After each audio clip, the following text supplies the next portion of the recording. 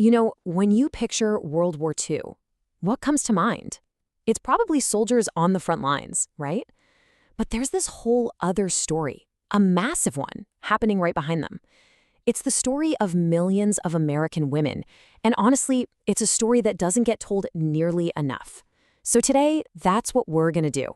We're diving right into their crucial and often overlooked role. And look, this call to action came from the absolute top. President Franklin D. Roosevelt himself put it in no uncertain terms. He said victory wasn't just possible with women's help, it was dependent on them stepping up. Just think about that. This wasn't a suggestion, it was a national expectation that was about to change the country forever.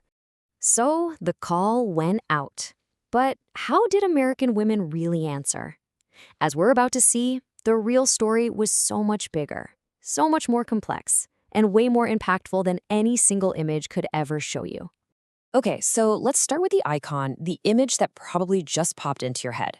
Rosie the Riveter. She's the face of this incredible shift in the American workforce. But, and this is a big but, her story is really just scratching the surface. There she is. We can do it. This poster was an incredibly powerful piece of propaganda. Its whole purpose was to pull women into the tough, gritty jobs, munitions factories, shipyards, places that had always been a man's world.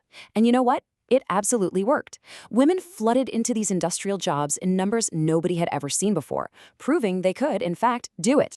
But it wasn't just about rivet guns and welding torches. Not by a long shot. The sheer scale of this change is kind of mind-blowing.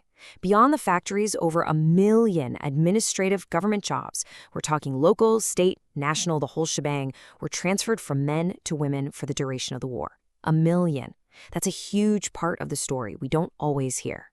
So we have the paid workforce, but women were also contributing in 2 other massive ways, as volunteers on the home front and by serving directly in the armed forces. So you can kind of picture it as these 2 huge parallel movements, right? On one side, you've got this incredible civilian volunteer army keeping everything at home from falling apart. And on the other side, you have women literally putting on a uniform and serving their country directly. And when we talk about volunteers, the American Red Cross was the absolute backbone of that effort. We're talking millions of women organizing events, shipping nearly 500,000 tons of medical supplies. They even became certified nurses' aides, giving hospitals a desperately needed boost. But get ready for a number that's just wild. 27 million. That is how many care packages female volunteers put together for American and Allied prisoners of war. Just try to wrap your head around that scale.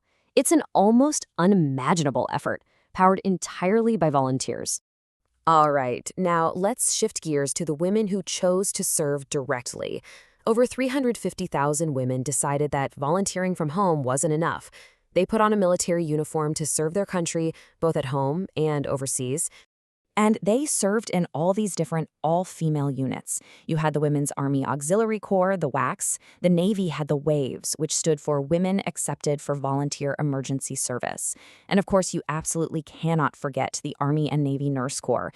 Just the Nurse Corps alone commissioned 105,000 nurses who served everywhere from stateside hospitals to mercy ships on the high seas.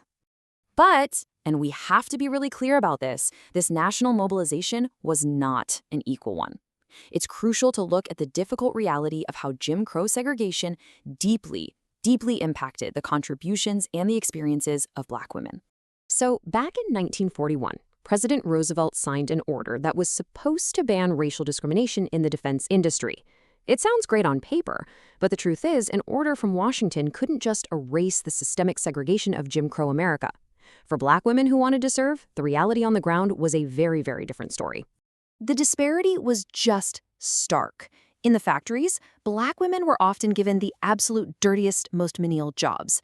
They had to use segregated facilities and were often forced onto the undesirable night shifts. In the military, their service was restricted to just a few corps, there was a strict 10% quota, and they always served in segregated units.